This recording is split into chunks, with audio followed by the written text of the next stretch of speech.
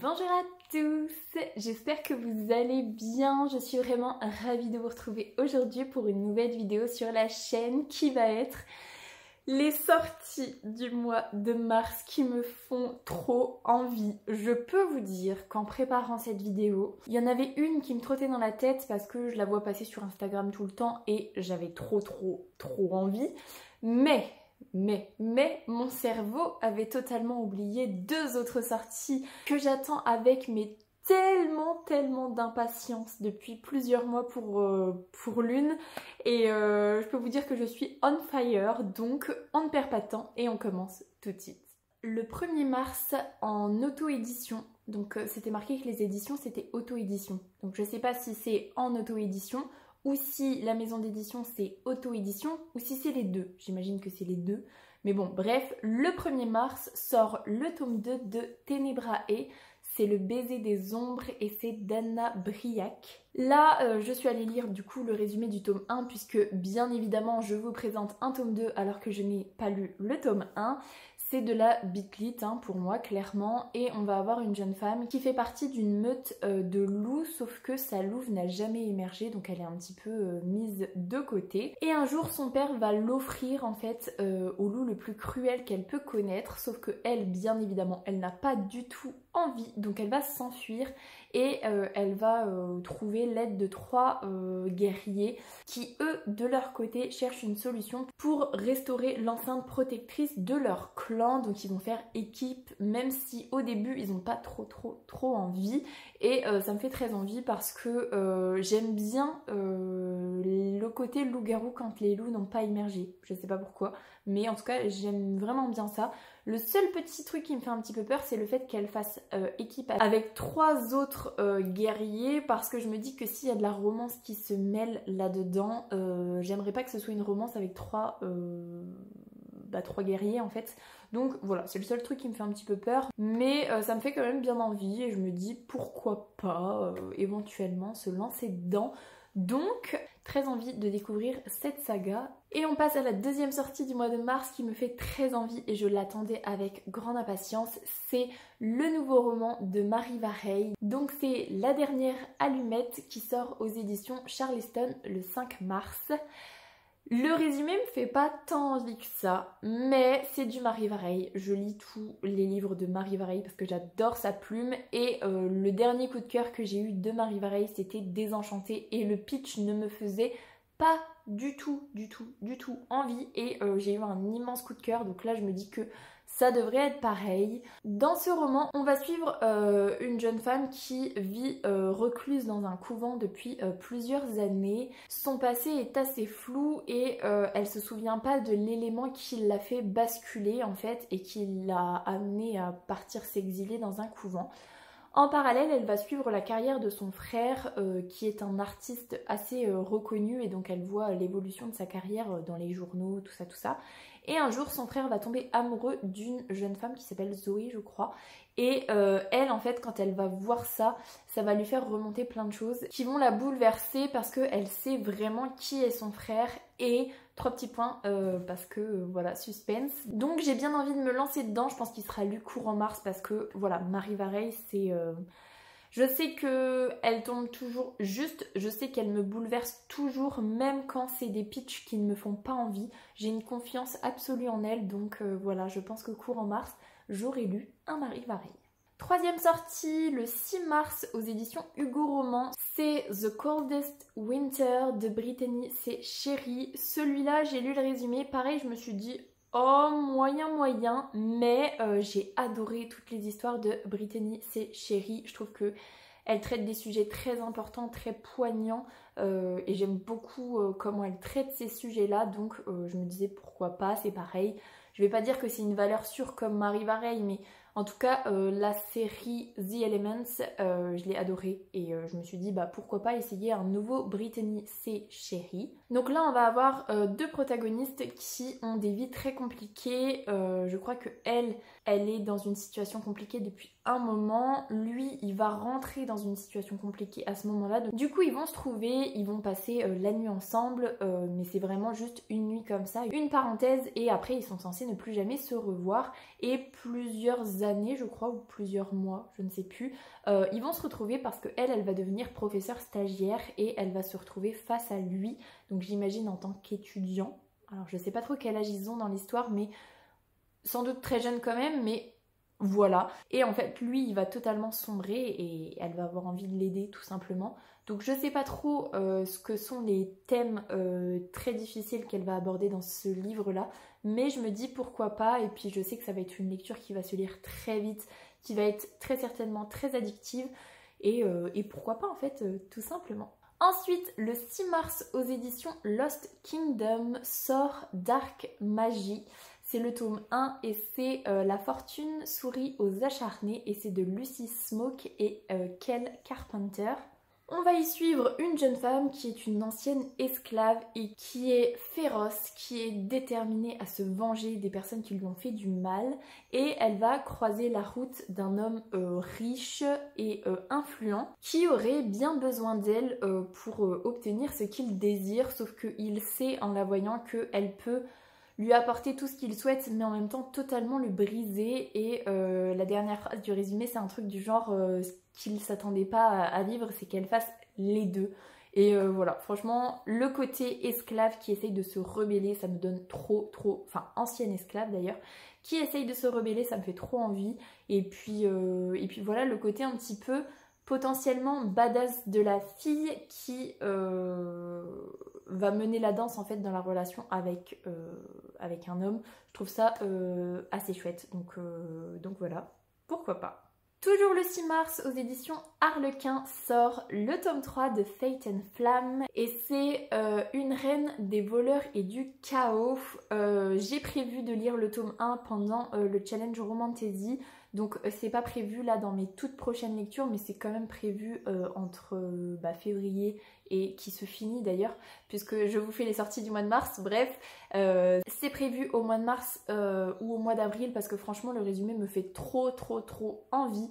On a une jeune femme qui vit à New York, qui est une voleuse professionnelle on va dire, et un jour on lui demande de voler une pierre, sauf que quand elle va voler cette pierre, ça va la basculer dans un univers de fantasy je crois, ou dans un univers parallèle, où elle va devenir une princesse. En fait elle va prendre la place d'une princesse qui est censée épouser un roi, sauf que ce roi la déteste au plus haut point puisqu'elle est accusée d'avoir assassiné ses parents à lui. Donc voilà, on ne sait pas si c'est vrai ou pas, mais le côté notre monde actuel basculé dans une histoire de potentiellement fantasy avec je prends la place d'un personnage qui existe déjà réellement dans cet univers là. Voilà, il m'en faut pas plus, j'ai trop hâte de découvrir cette histoire. Je suis sur autre chose en ce moment, mais franchement ça devrait être lu dans les prochaines semaines. Et pour ceux qui sont dans cette saga, eh bien sachez que le tome 3 sort le 6 mars. Et ensuite, je l'attends depuis des mois, mais des mois. J'avais totalement oublié qu'il sortait au mois de mars, alors que franchement j'avais le cœur brisé en finissant le tome 2. Je me disais que jamais j'arriverais à attendre aussi longtemps pour lire le tome 3, et en fait voilà, on est aux portes du tome 3. Je suis tellement hypée que je sais même pas si j'arriverai à lire le tome 3 dès que je le récupérerai, parce que je vais être trop fébrile, je vais avoir trop peur. Bref, le tome 3 de The Prison Healer sort aux éditions Hachette Roman le 13 mars. Et c'est Le sang de la trahison, et c'est de Lynette Noni. C'est le dernier tome de la trilogie. Énorme coup de cœur pour le tome 1, plus. Énorme coup de cœur pour le tome 2. Voilà, j'ai très peur pour le tome 3, mais en même temps j'ai si hâte. Mais en même temps j'ai si peur, bref. Ça va être fou. Et résumé global du tome 1, on a Kiva qui est guérisseuse dans une prison, dans un univers de fantasy. Ça fait des années et des années qu'elle est dans cette prison, alors que normalement, quand on y survit un an, c'est déjà bien beau, mais qu'on finit toujours par y mourir.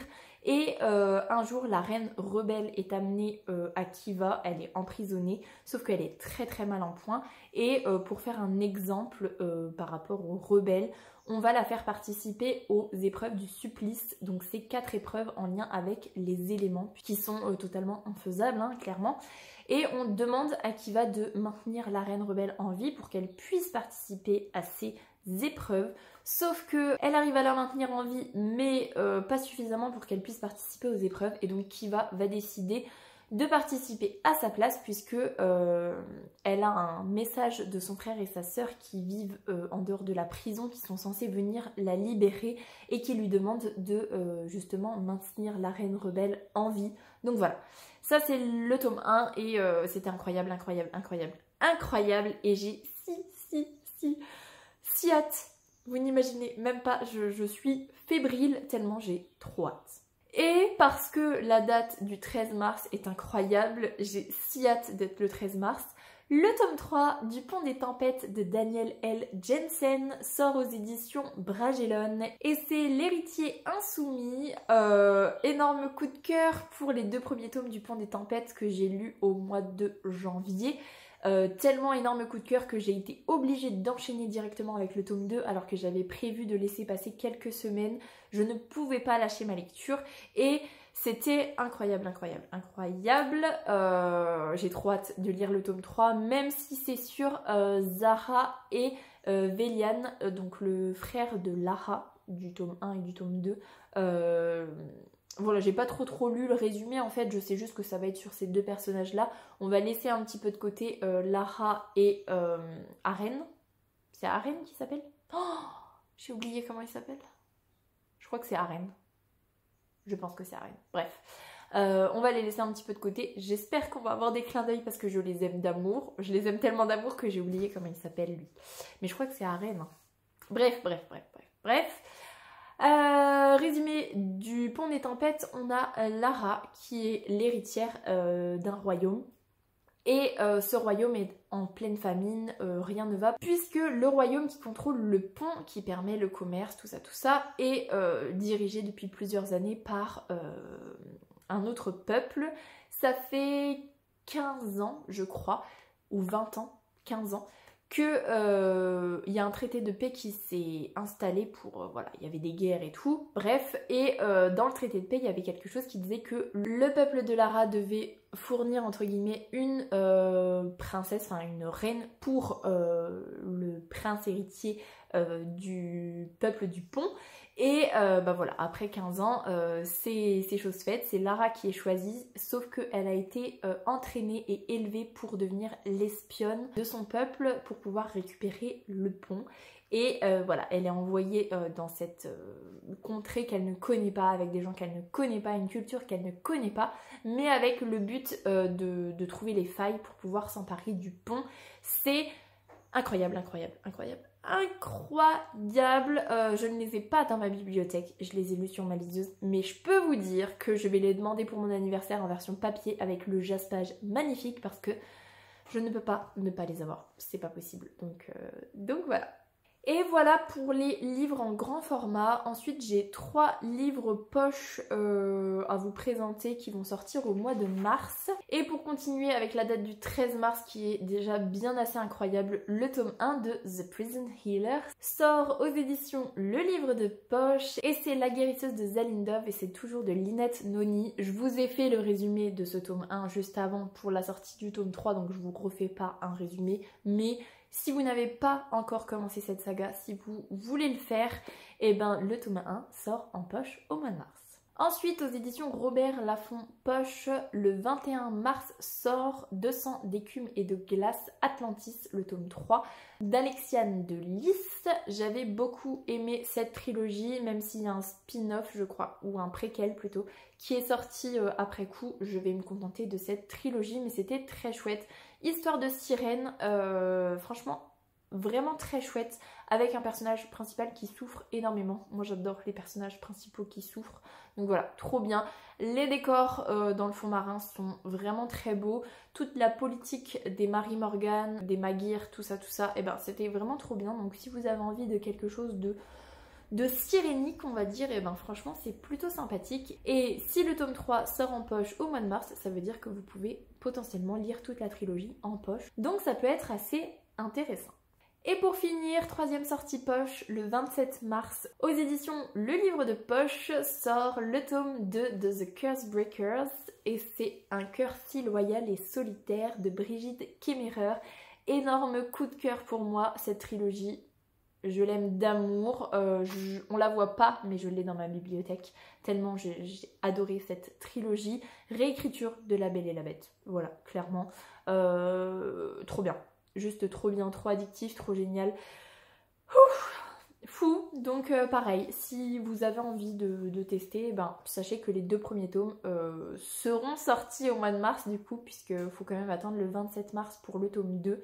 Donc voilà, super sortie. Pour le mois de mars, j'ai si hâte, vous n'imaginez même pas. Mais je vais essayer de réfréner mes ardeurs parce que franchement pour The Prison Healer ça peut être très compliqué. J'ai déjà vécu la hype de folie et quand j'arrive devant le livre je suis tellement en hype totale que j'arrive pas à lire, à me concentrer dessus. Donc je vais essayer de réfréner mes ardeurs, de me calmer, de trouver une journée où ma petite chérie est à la nounou et où j'ai beaucoup de temps devant moi, où j'ai pas besoin de filmer, de préparer des trucs, de faire des papiers, d'avoir des rendez-vous pour pouvoir lire pratiquement non-stop jusqu'à temps que j'aille travailler. Donc voilà, bref.